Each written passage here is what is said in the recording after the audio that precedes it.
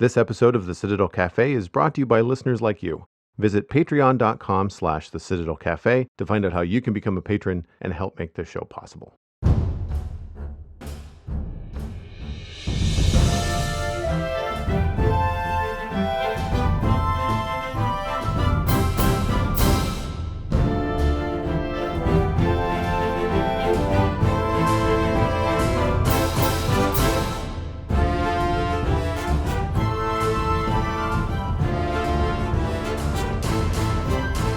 This is the Citadel Cafe, episode number 400 for Wednesday, April 14th, 2021.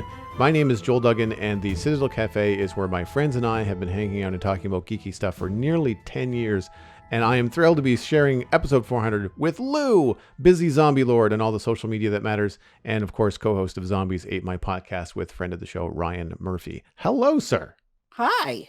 This is normally where we insert a joke about either how long it's been since we've talked or how long you've been on the show, but it actually is quite fitting that we're doing episode 400, and you and I think, are the regular co-hosts that have been on the show the longest together. I definitely think that's correct. Yeah, there's been a couple people kind of brought in, and there's a nice rotation of 4 now, but I feel like out of everybody currently on the show, and actually over the show's history, you and I have done the most episodes together. That makes sense. I mentioned this on the Spawn Chunks podcast, the other show that I do all about Minecraft, but there is a search function on the website. I don't know how much traffic the Citadel Cafe website actually gets because it's a podcast, but I do add things to show notes every week. If you want links to the things that we talk about, I do post them on the website, and there's a search function, and I also tag everything in the WordPress like tag function. So if you're looking for a show, a topic, a co-host, a guest, an interview, whatever, you can actually search for it on the website. And rather than trying to comb through 400 episodes, it'll give you the episodes like, oh, we talked about that on like episode 52 or whatever. It's how I look up whether I've talked about a show on the podcast before, because I don't remember. I think like, that's a nerdy show. We've probably talked about it, but I don't remember when. And I have to then look it up on my own website as to when it happened. But I don't have a lot of really news to talk about because I've been busy with just work and other things the last few weeks. However, Satisfactory Update 4, which I've mentioned on the show a couple of times, is now available on early access. That came out yesterday. So they had the experimental build come out on March 16th, and they had cited April 13th as their target for the early access build. So this is the more stable, refined build. They've made some adjustments, some balance adjustments to the different features in the game, whatnot. So if you prefer to run early access, if you want to have your mods running, if you want to continue your existing early access build, as I do, you can now load that up without worry in the new early access version of the game. Now, obviously, you want to make a backup of your save before you open up in the early access, just in case. But I find myself in a rock and a hard place. I underestimated the time that it was going to take to get to the update for content. So I started this new playthrough, invested a bunch of time into it, and I did get to some new content, and I learned some new things. So it wasn't a complete loss. But now that Update 4 is in early access, I have a much larger, much deeper save that I'm going to be returning to. And I feel like I'm abandoning this other save. It's something that I have an issue with building games. It's the same thing that I did with Skyblock in Minecraft, some modded stuff in Minecraft. You just invest so many hours into these things only for them to be either something that you lose interest in or something you don't have time for anymore. I can absolutely find time to play Satisfactory. I can't play 2 different saves. Like I just feel like I'm dividing my attention and getting nowhere in either. In either save. Do you play any games like that where like there's a time investment, but then you know, like if you do it again, you kind of feel like, well, why am I doing this again? Shouldn't I do something new? Okay, so I will say this. Recently, I've played through Stardew Valley now like 3 times. Nice. And every time they do an update, which they do an update like every 6 months to a year, they add a ton of new content. And whenever the new content gets added, some of it affects stuff early in the game. Some of the stuff is affected late in the game. And I always end up going, well, time to build a new farm. And I start all over again. So right now I'm playing, I started my last playthrough when I knew the new update was coming. So I got about halfway through building my farm when the update hit, and it all just carried over, and I was right where all the new stuff is. So I was like, oh, good. So I can go. There's an island you can go take a boat to go and explore now. And I'm doing that, and I'm going back to my farm, and I'm like, okay, that's great. And then in the meantime, I have a bunch of friends that are playing and started a farm online, so they're playing together, and so I'm playing with them. And to do that, you have to create another new character, and you're on another new farm, but you're playing multiplayer with other people. And so I feel like when I play Stardew Valley now, I'd rather just go play the multiplayer with my friends than go back to my old farm. Yeah, it's funny that you mentioned Stardew Valley because I've owned it for a while. I have it installed since Christmas, but I've not pulled the trigger to get into it. I'm outside of Minecraft when it comes to games that invest this kind of time. I kind of want some sort of visual reward. And I like pixel art, but I don't know if Stardew Valley is really something I'm in the mood for right now. But Pixel Riffs, Johnny, my co-host on the Sponge Chunks, is a big fan of Stardew Valley, and he started a brand new playthrough. He's calling it like 100%ing Stardew Valley as of the new updates. Yep. And so he's been doing that live on his Twitch channel, which is Pixel Riffs for those that are not aware. And he's really been enjoying it. We've been talking about it in the render distance, the extended version of Sponge Chunks for our patrons, and he's really been digging the new update. Yeah, the new update, this update and the last update, they've really done a lot of stuff to make the game smoother. There was stuff that was artificial kind of that made the game take longer. Like you have to make iron bars and copper bars to make things for your farm. And those sort of things, like if you wanted a gold bar, it would take almost an entire day in a furnace to make a gold bar. And now they've made it so it's like 4 hours of in-game time, which is like maybe an hour of game time. And then boom, you have a gold bar instead of like I'll guess tomorrow I'll have a gold bar. And instead it's like in an hour I'll have a gold bar. And so they've done some stuff like that. Some other things have changed. Like I said, they've added an island that you can go and explore, and the island is like its own little adventure. Like it's very different, and everything on the island operates differently than the rest of the game. It has a has a little bit of a learning curve, but it's interesting. You know, with Satisfactory, it's not that the gameplay is slow. It's that as a perfectionist, I make it slow. Like if I wanted belts everywhere and just to have things be just thrown around helter skelter, I probably could have got a lot farther in update 4 on the Metroplex playthrough that I've been sharing on stream the last few weeks. If I didn't want it to look tidy, and I can't turn that switch off. I tried and it drove me crazy. And Yep. as a result, like I go in to do something in Satisfactory, I think, oh yeah, that'll take an hour. No. 3 hours later, and I've completed like half of what I set out to do. Yep. And I say that it's the same with Minecraft. Like, I mean, I'll go to build a house or something in Minecraft in my medieval town, and it's the same thing. I'll think that this will be something I can do in one stream, and it takes 3, you know? Yep. Yeah. I've played so much Stardew Valley that when I play with new people, like I've been playing with my friends and they build a farm, I need everything. I lay out everything in a certain way, in a certain order, so I can maximize. It takes less steps for me to go here, collect this, put it in the bin so that I can make money the next day, Mm-hmm. and then do whatever. And my friends are like, hey, I'm going to just go put this thing on the other side of the map. I'm like, why did you put that over there?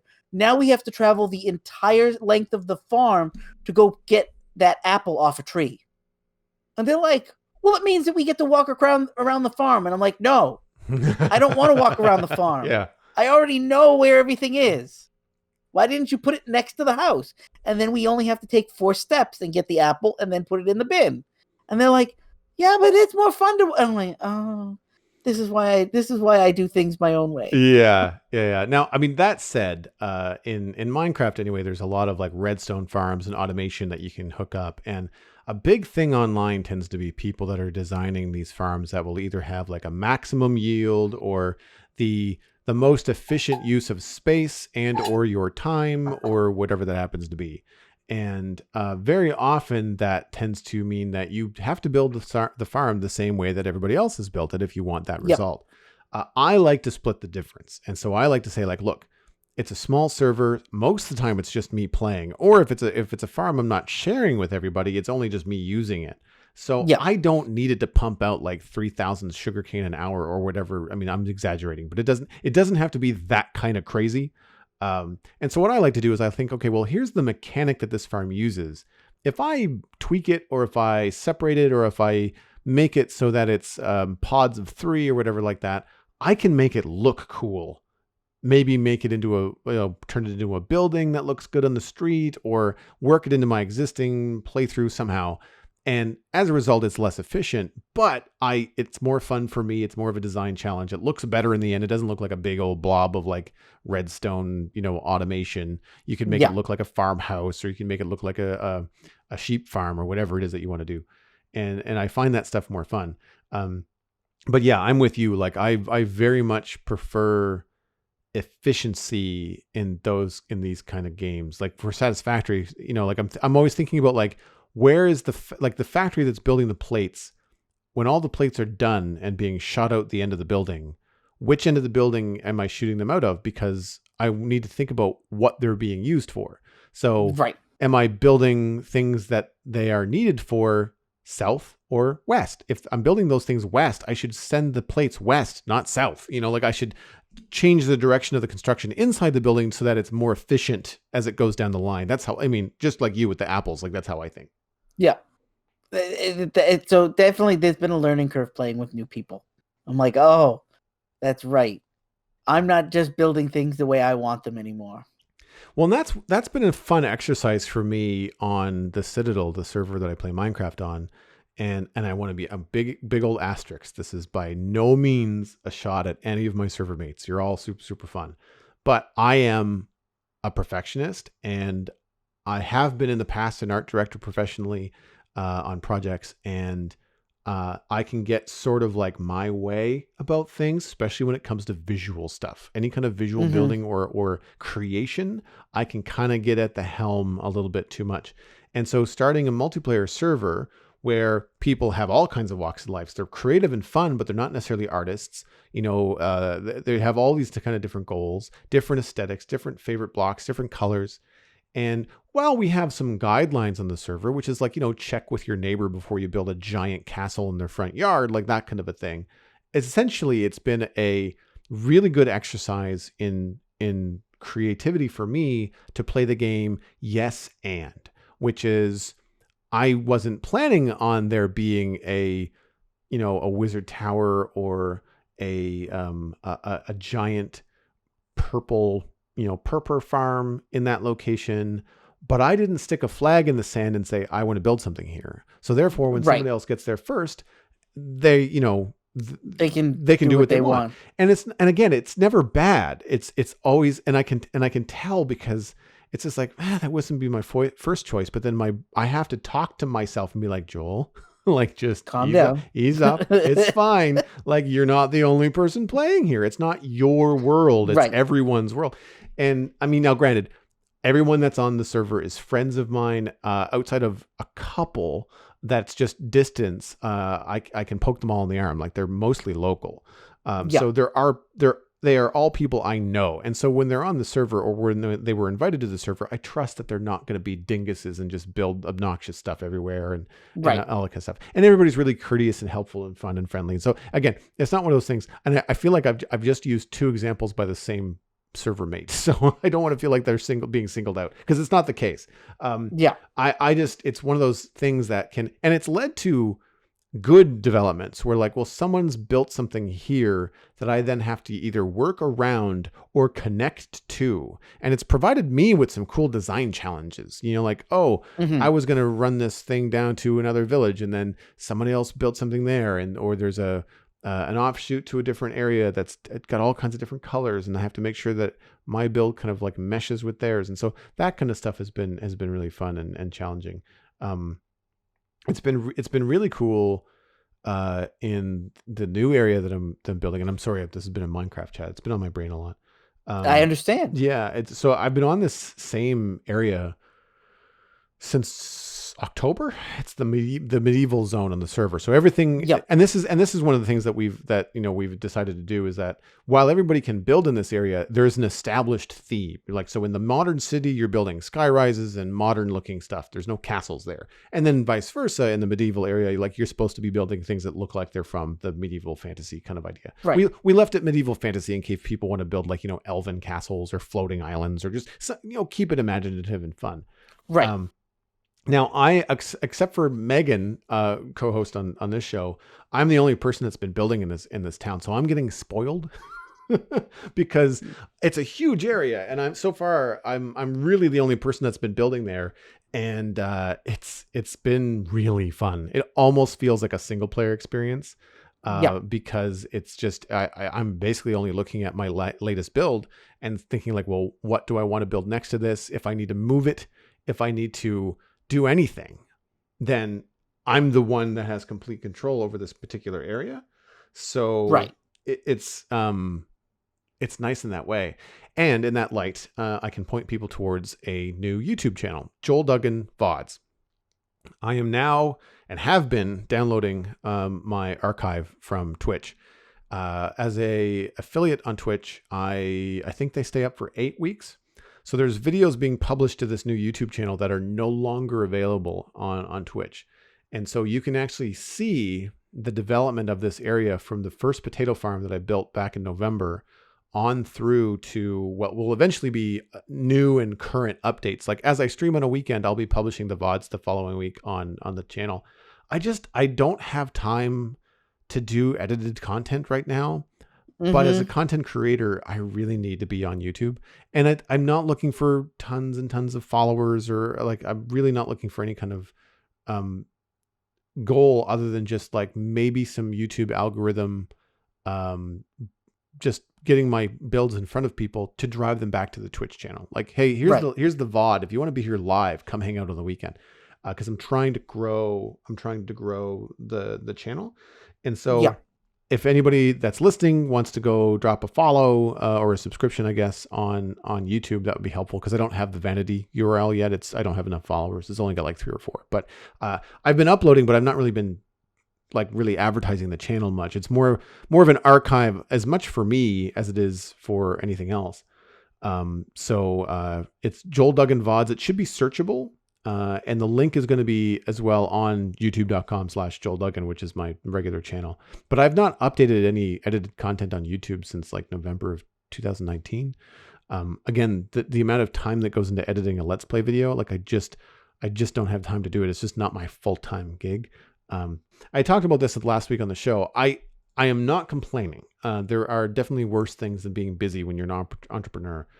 So again, not at all complaining about it, but it's been an adjustment in a professional identity as to where my time is going. And it's all going to important things. I don't fluff off, during the day, but it's been eye-opening how little time I have for some creative endeavors, with other creative endeavors kind of, like, pulling to the forefront of what's happening. So, but anyway, that was a long kind of sidebar on what I'm doing in Minecraft. As far as what I've been doing on the small screen this week, because I don't see myself returning to a big screen anytime soon. I don't know about you. But I've been watching The Winter Soldier. I want to save, I think, a really in-depth conversation for when the season is finished and we can look at episodes 4, 5, and 6 together. However, I would be remiss if I didn't fire a big old I told you show about John Walker into the ether this week, because I watched episode 4. Spoilers for anybody that hasn't seen it or doesn't want some John Walker storyline spoilers. I haven't looked ahead, so I've been staying off the internet as far as the subject of John Walker's storyline goes, because there are people that have read the comics and know where that character is going or could go, and I don't want those ideas kind of in my head while I'm watching the show. But he snapped, took the super soldier serum that he captured from the girl that they've been chasing, and murdered a member of the Flag Smashers, while half of Latvia was filming it in social media with their cell phones. Like, big oops. The only thing I know about the next episode is Disney did put out a trailer, and there's nothing in the trailer that isn't in the episode except for one thing, and it shows John Walker walk into like what looks like a warehouse, and then out of the shadow steps Bucky, and then out of the shadow steps Sam, and they're like, "Yeah, you got to give us that shield." Mm-hmm. And and John goes, "Oh, so we're gonna do this, huh?" And they're like, "Yeah, it's come time." And then that's the only part of the trailer that's not a prior episode thing. And I'm like, well, I guess it means we're gonna get a fight in the next episode. Not that I didn't see that coming. Yeah, but like, there's only two more episodes left. So like, There's 2 more episodes left, and there's rumored to be a cameo coming in the next episode that is somebody else is going to be joining the cast, and that nobody knows who it is. And the rumor is that it's going to be Thunderbolt Ross is going to show up. Is the rumor I've heard. Oh, that's that's Betty Ross's dad, right? Yeah, he was in Avengers Civil War. He's the one that started the Sokovia Accords and took away told Captain America he couldn't fight anymore unless he got permission from the government. Played by right. John Hurt. John Hurt, right. Rumor is he might be making a cameo before the season is out. Interesting. Because I'm still not clear on the Winter Soldier, because the Falcon is... Sorry, I shouldn't say... The Falcon, I'm still not clear on the Falcon and the Winter Soldier. I wish they had chosen a shorter name for the show. Yep. Because I can't talk about the characters in the show and the show separately in the same conversation without mentioning their names like 6 times. Yep. But with regards to Sam being an Avenger, I'm like, I still find it, because of the way the show is structured, because there's no other Avengers around, I feel like I get confused as to who he's working for. Like, I forget that he's an Avenger. Right? He's an Avenger, but he's working for the Air Force right now because it doesn't look like there are any Avengers right now. Right. But this is the thing, like, there's no Avengers right now, but that's only because, I mean, Cap went back in time. Black Widow died. But as far as everyone knows, like, Iron Man died, but like Hulk, Thor's off-world, Hulk's still around. Who else is around? Hawkeye should still be around. But I mean, he's getting his own show. But I guess you're right. But there was, because it would be sad, they didn't do a great big old Avengers disbanded, segment in the movie, right? Because it would bum people out. I mean, I have a hard time with Endgame anyway. I find it a sad film because like it's the end of things. We also have the real world sad problem that, of course, Chadwick Boseman has passed away. So there's all kinds of stuff that I find kind of like confusing about it. In a way, it's fine because I don't need to know, but as you're trying to tie it to other things, and I guess I'm trying to tie it to other things at the same time, I'm not deep diving on the internet, which I won't do until the show's over. And then I might have some better, more enlightenment. But I'm going to make a prediction now, though. And that is, oh gosh, I'm blanking on her name. Who's the blonde agent? The blonde one that helped Carter. Her last name's Carter. What's her first name? Because she's Peggy's niece. Yeah, Peggy's niece. Sharon Carter. Sharon Carter. She's the kingpin of. She's the power broker. The power broker, 100%. I'm calling that now. As soon as she got introduced and she and whatnot, the internet is pretty much all saying, if she's not the power broker, then the power broker's a moron. The other rumor that's floating is that she might not be the power broker, but the power broker might be the kingpin. Oh, interesting. I never thought that's about that. That's the other rumor I've heard. Because outside of the Daredevil Netflix series, we've not seen the Kingpin in any canon. Yep. And I don't know if you know this, but Spider-Man No Way Home, it's rumored that what's his name from Daredevil in the Daredevil TV show, will be reprising his role as Daredevil in the new Spider-Man movie. Oh, nice.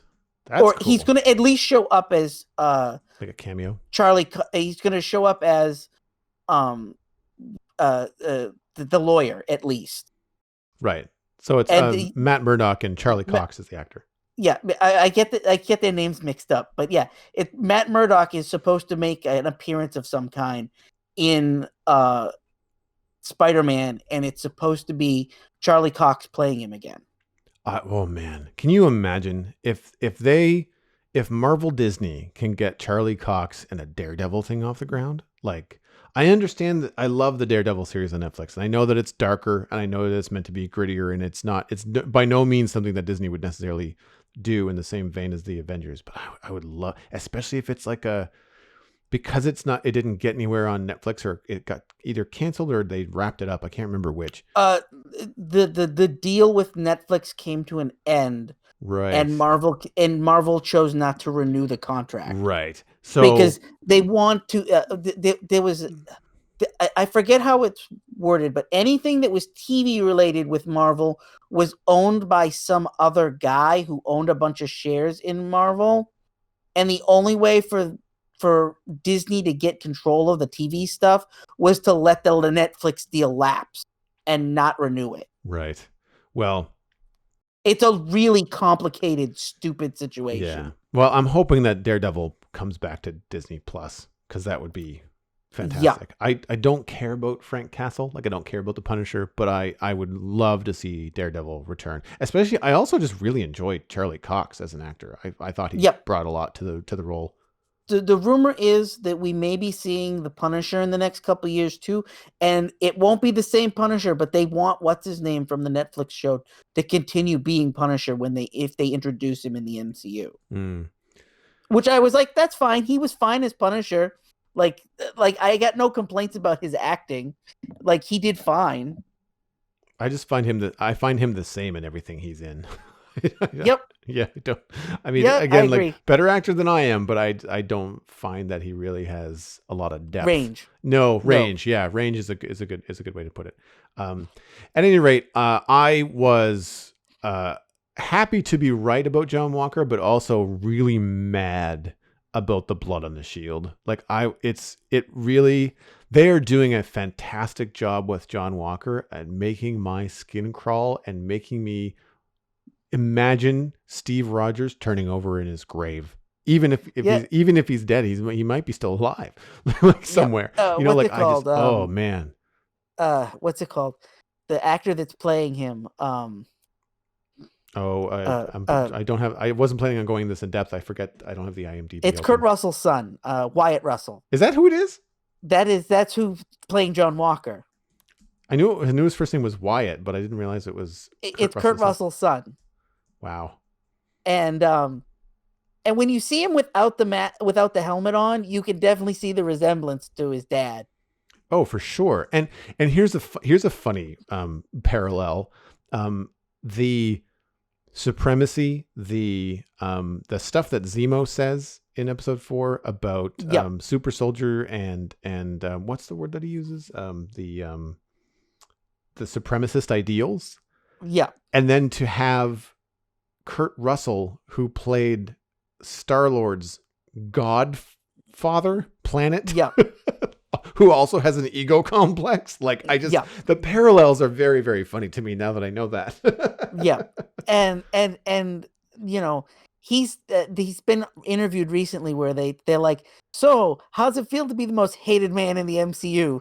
And he's like, it's fine. It's fun. I enjoy the memes. Yeah. Yeah. Speaking of memes, have you seen the photo of him in the Captain America helmet and then the guy from Up, the old man? Yes. In the helmet? Like, it is priceless. Absolutely priceless. I also really enjoyed the scene where John Walker got his ass handed to him by the Wakandans. That was that was what everybody wanted to happen. Right. Yep. When he says to that lady, "You don't have any rights to be here," and she's like, "I'm with the Wakanda blah. I have the right to be wherever I want to be.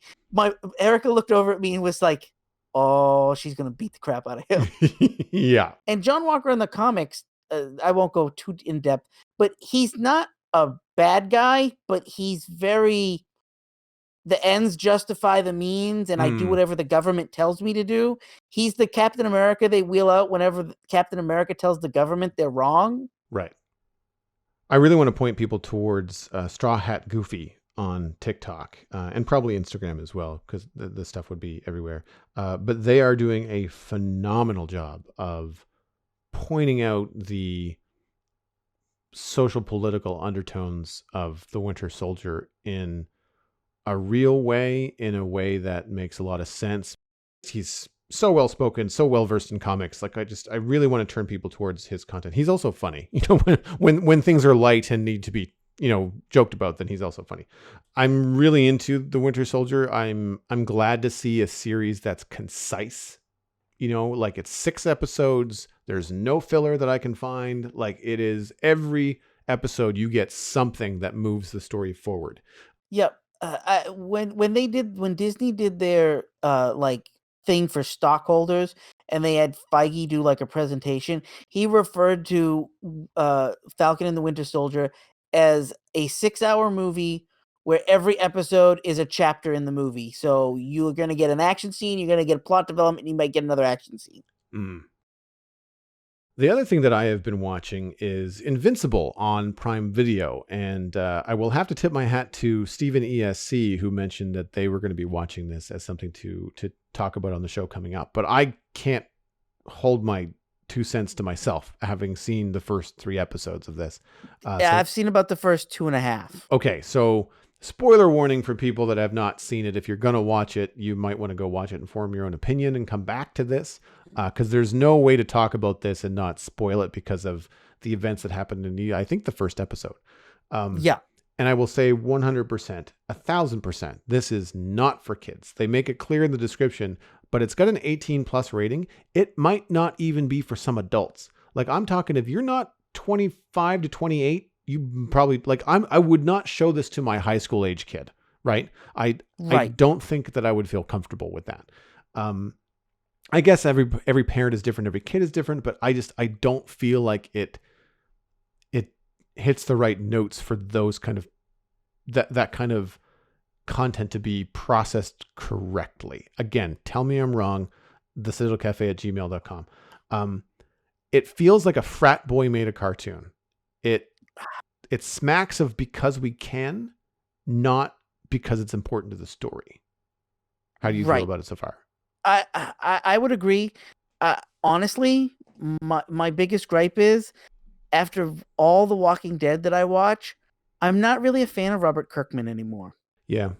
I can spot Kirkman's mentality about a mile away, and a lot of his stories tend to do the same arc, and they tend to tell a story that somebody else has already told, except instead of just telling the story, it seems to be, how can we make it more extreme? Yes. And I think there's other writers that do it better. I think Garth Ennis does it better. I think Preacher, and then he did another one. I think he's the one that did The Boys. I think The Boys does this better. I stopped watching The Boys probably for the same reason that I thought I would have stopped watching Invincible, but Invincible might get a slide for me just because it's animated. Yeah. And maybe that's why. I don't know. I've talked about The Boys with Brockett on the show, and I'm not a fan of anti-hero stuff. I'm not a fan of superheroes behaving badly. It's not a theme that I want to explore. I appreciate that it exists. I appreciate that there's authors and creators out there that ask these questions. I did read at least one Invincible comic, but it was so long ago that I forget what was in it. I don't remember it being this violent, though. I feel like because the cartoon is so violent that the comic must be, because it is. Because it just, and I know some creators that I follow online that are comic strip artists or whatever, but they enjoy comics, they enjoy the comic world, and they would rave about Invincible back in the day. And I don't see the appeal. The I wasn't expecting it. I wasn't paying attention, but because it was a cartoon, because it looks like all those old Justice League cartoons and the new Justice League stuff that you see on Netflix and whatnot. I was expecting it to be half an hour shows, but they're not. They're 45 minutes, give or take. And so at the end of the first episode, again, giant spoiler, when Omni-Man, Invincible's dad, murders the Guardians of the Globe violently, it was a twist I was not expecting. Oh, see, I had seen a trailer for this. Oh, yeah. See, I saw nothing. In the trailer, it portrays Omni-Man as this huge hero, and then there's this line of dialogue he says in the trailer to Invincible where he's like, I did what I had to do. And the way it came across, I was like, oh, they're going to do the Omni-Man's a bad guy thing. And I don't know the story of Invincible, so I didn't know if this was from the comic book or not. So at the end of the episode, when he kills them all, I went, oh, we're doing the Dark Superman thing. Okay. And this is what I got from it, right? Like immediately you draw all of the parallels where, like you said, Kirkman is telling a story that has been told before. And yeah, as interesting as some of it is, and again, I can't call it uncompelling because I'm still watching. I'm going to watch episodes 4, 5, and 6. Like I'm not necessarily enjoying it, but I need to find out how it ends. Because I see the parallels. I understand that because of some of the jokes that are made early on, that it's got a heavy satire glove to it, right? So the fact that the Guardians of the Globe are an unimaginative ripoff of the Justice League, like they don't even try to pretend that that's not Batman, Martian Manhunter, Wonder Woman, Green Lantern. Like, I mean, it is a shots fired lineup of rip-off superheroes. Yeah. And Omni-Man, of course, being the Superman-esque, the superhuman from another planet kind of trope. Same thing.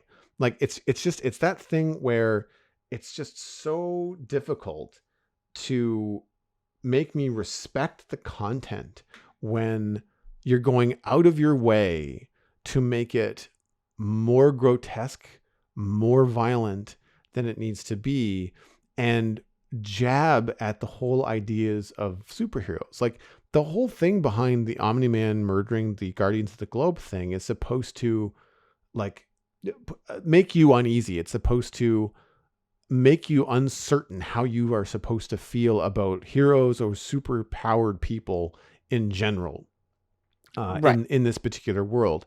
And I don't know from reading the comics, but the Wikipedia page for Invincible says like one of the undertones of the entire story is that, or the themes that are being explored are the prices that the heroes have to pay in order to be the hero and have these powers. So if instead of great power comes great responsibility, in Invincible, it's with great power comes great sacrifice is essentially the thing that I'm getting from it. But I don't know whether it's because it's a cartoon. I mean, they swear. I mean, there's incredible violence. They make jokes about masturbation that are not needed. Like there's a lot of it that just smacks of lazy writing. It just doesn't sit right with me. And I'm still watching for some reason. Oh, trust me. I mean, I'm going on to season 11 of The Walking Dead on AMC. Kirkman, I think Kirkman, he writes for mass market. Yeah. I can't say I haven't enjoyed my time with The Walking Dead. I mean, I have to watch it every week for my show, for Zamp. It's just a way of life for me now. But I don't enjoy it like I used to. And the more of it I watch, the more I see Kirkman's lazy ideas. I mean, the first episode of The Walking Dead, we have our hero wake up in a hospital bed and not know why he's in a hospital. He suffered an injury. He's been in a coma, and then he has to escape the hospital and try and figure out what's going on in the world and why there's zombies. Well, if you've ever seen the movie 28 Days Later, it has almost scene for scene the exact same opening, shot for shot. But Kirkman says that I never saw that movie before I wrote the comic. And I'm like, bullshit. Yeah. Bullshit. And then there's other things that he does later on where if you in The Walking Dead, uh, where if you've seen other movies, you go, "Oh, he borrowed that idea from such and such a thing." Kirkman's not a bad writer. I just find he steals too many ideas from other things, and he's not that creative. Yeah, and I guess that's what it is that I'm watching the show and there are some new things. So Adam Eve seems like a cool character.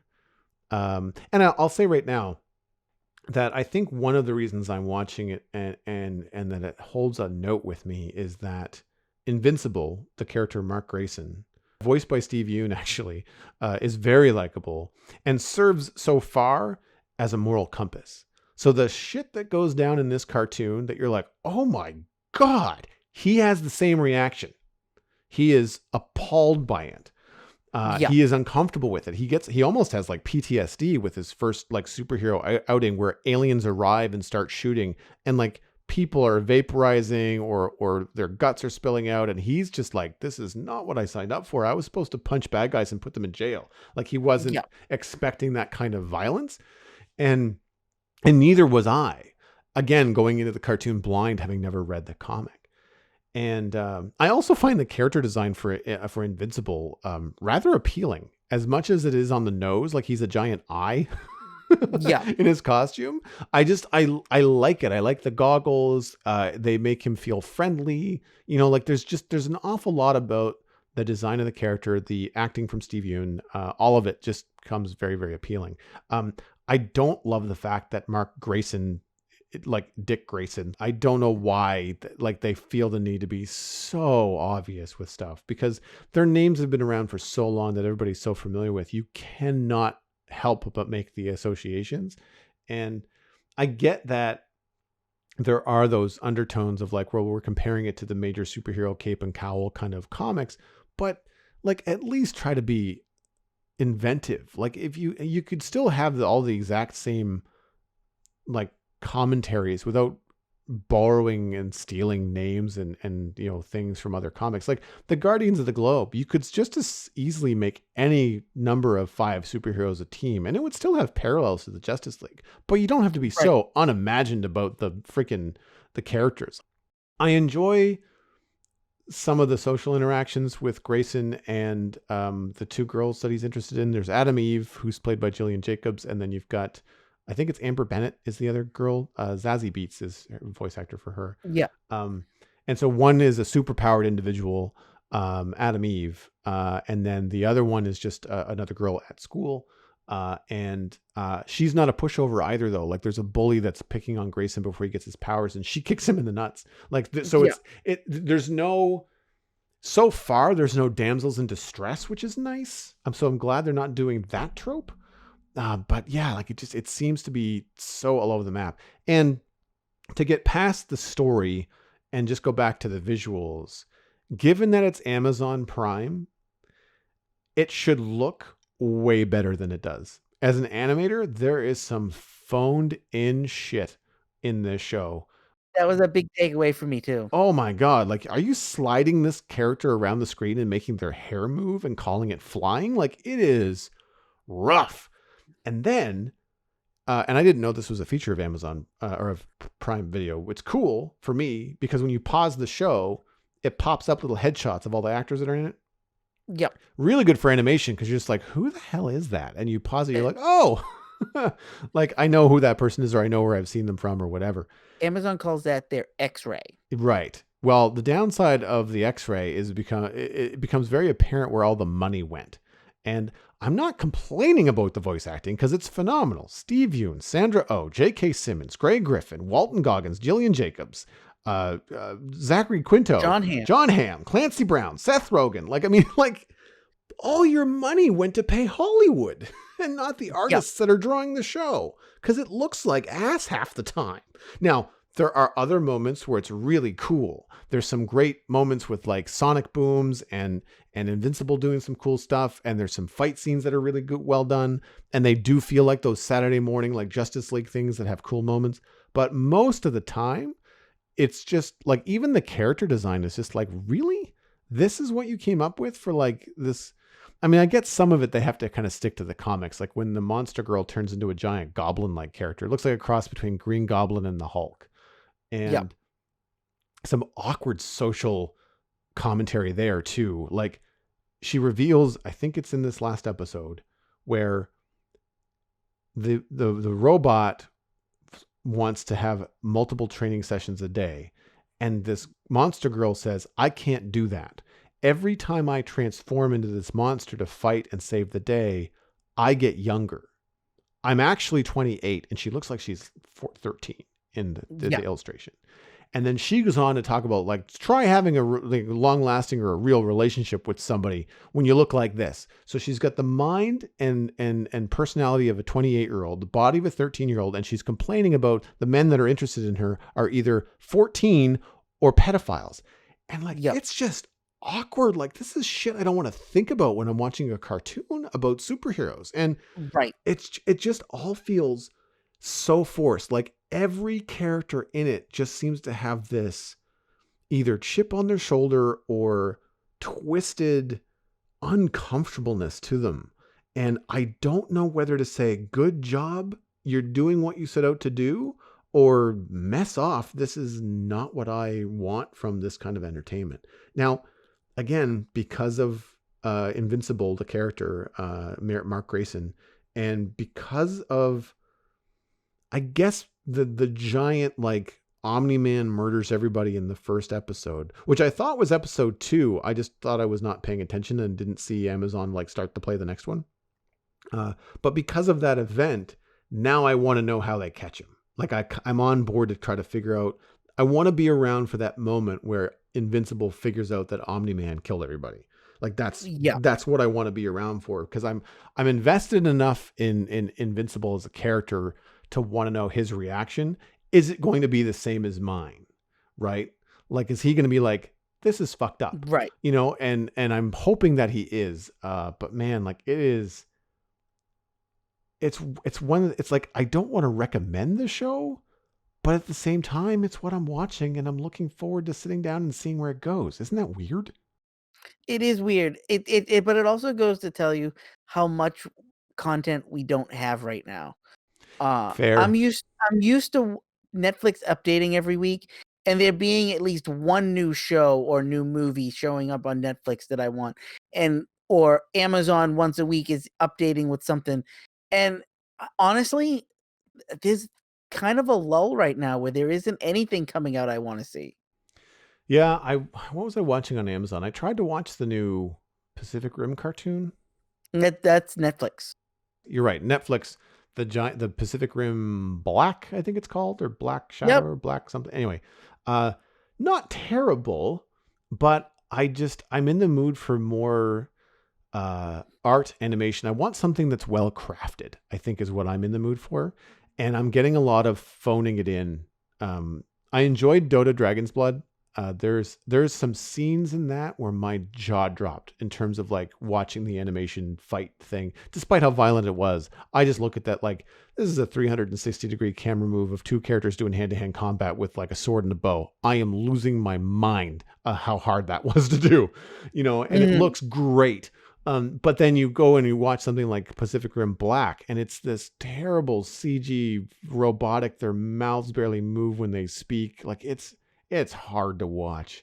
Everything is tropey. Like it just, and the first 20 minutes, like enough happens to these characters. It's almost like a season and a half, an hour to try and set up the show. And Yeah. so that I find hard to get into.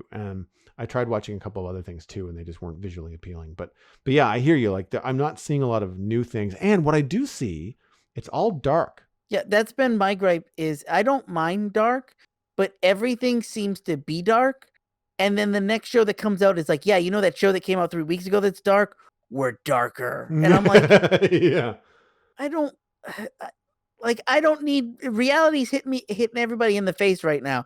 I don't need reality hit me in the face some more. I think that's it. I'm looking for some escapism, and as much as I like the Falcon and the Winter Soldier, and I do get that escape, like I'm jonesing for. I'm looking for a good Superman or something. I'm You know? honestly very excited for Loki.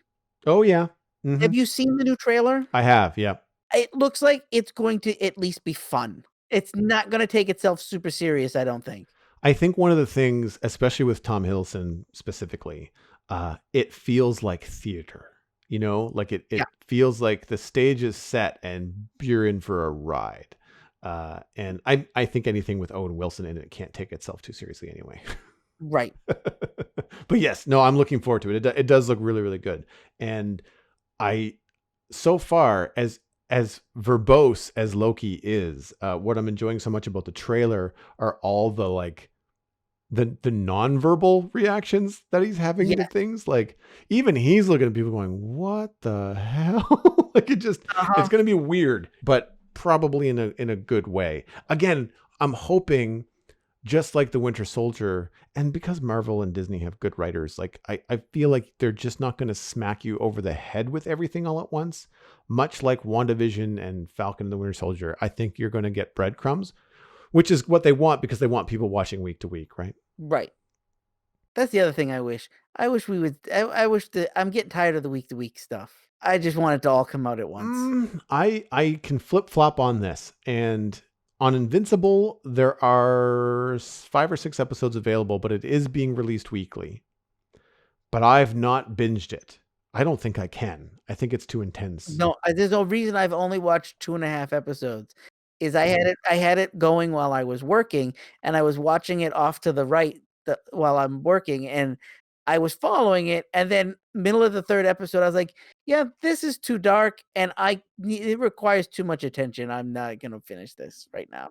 And then I I don't mind that the Falcon and the Winter Soldier is week to week. Like I look forward to my Friday morning breakfast I would show. agree with you. WandaVision, my only gripe with WandaVision is I felt like they coulda condensed some of those episodes into 2 episodes instead of 1 episode. Like, the 30 minutes would be like I'd hit the 35-minute mark, and it would end an episode, and I'd be like, "Wait, what? It's over already?" I feel like it just started rolling. Mm-hmm. Whereas I feel with Falcon and the Winter Soldier, they're all about an hour long, and by the end of the hour, I feel like, "Okay, I got what I came here for." Yeah, they've taken you on that path. Like you finished, like Feige says, you finished the arc for that sixth Right. of the movie. Like you finished Act 4, Act 5, whatever it is, however you want to call it. Like you're done that particular segment sequence.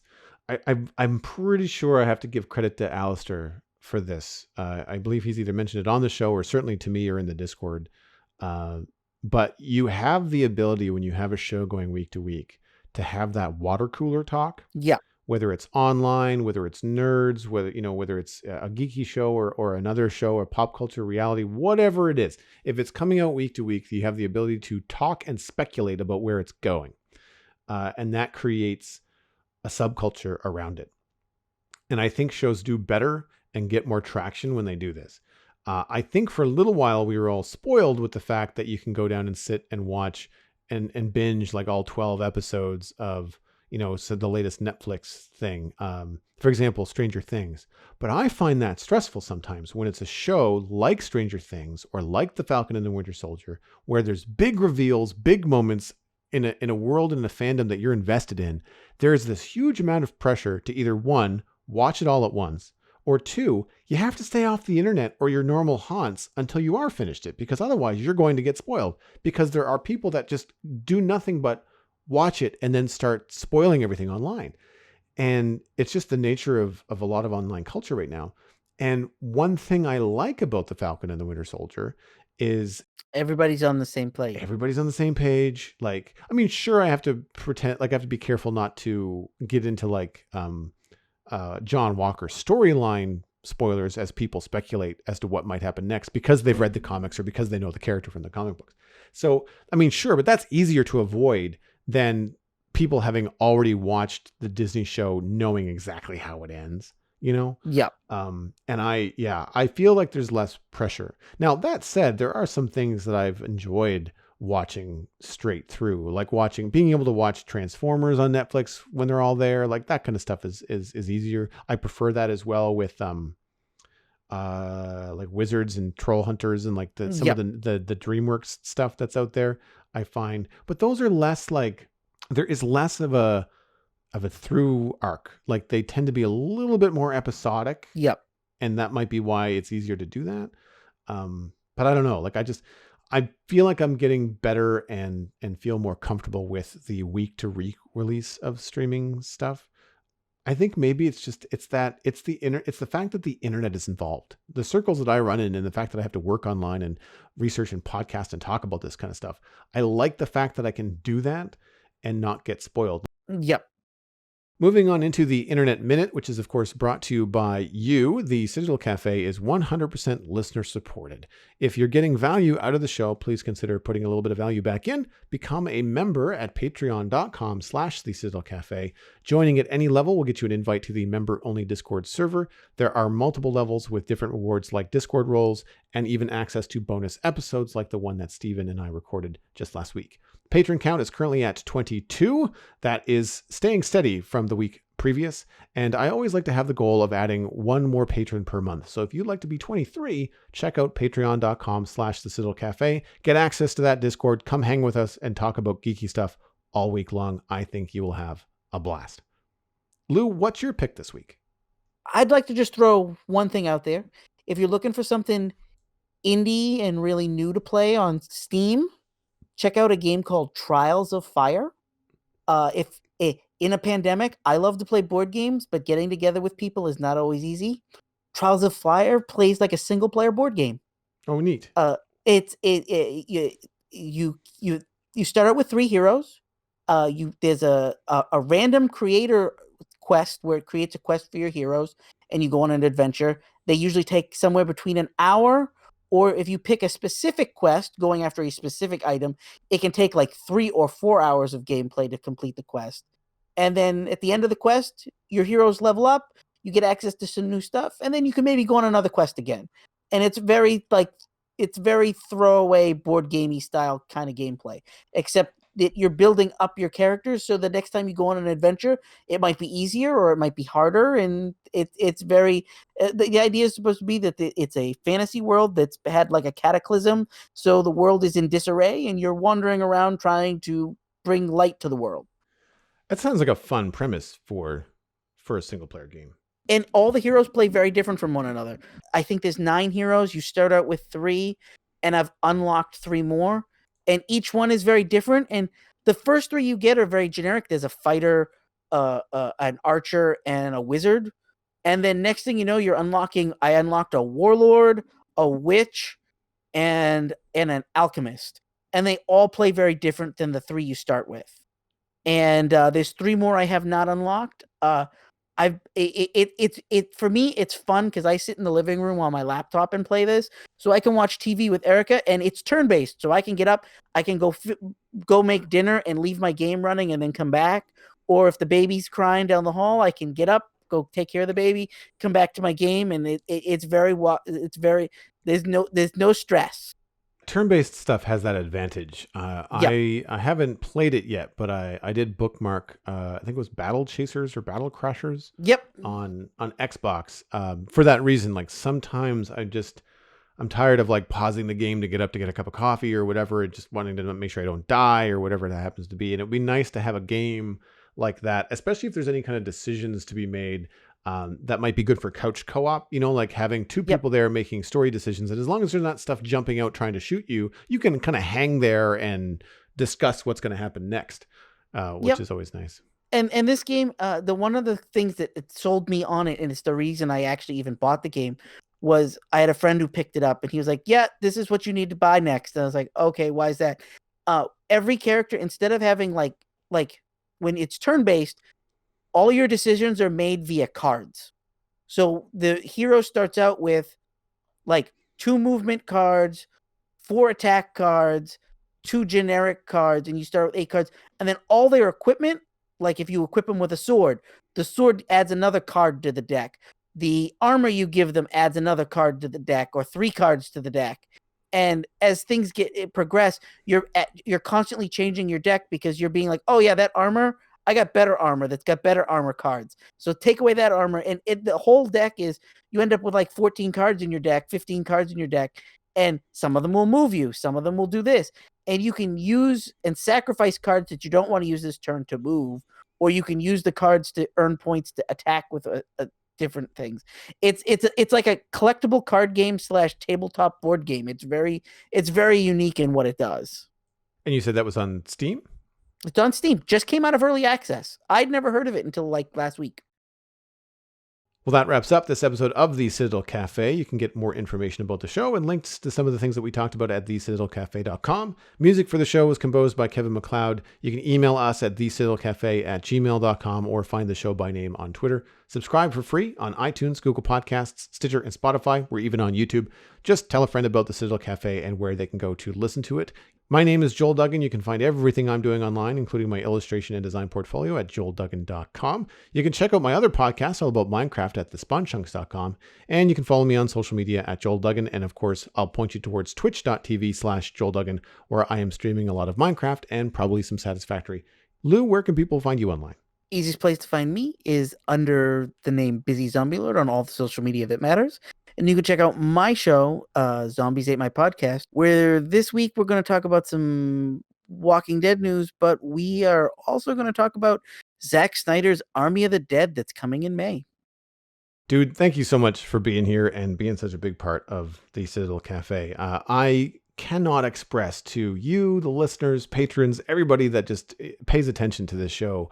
It's a passion project. It's something I started just talking with my buddies Peyton and Chad almost 10 years ago, and I'm just excited I still get to do it every single week. I'll be here. It's one of the highlights of my month. You've been listening to the Citadel Cafe, where we are fast, easy, and cheap, but you can only pick two.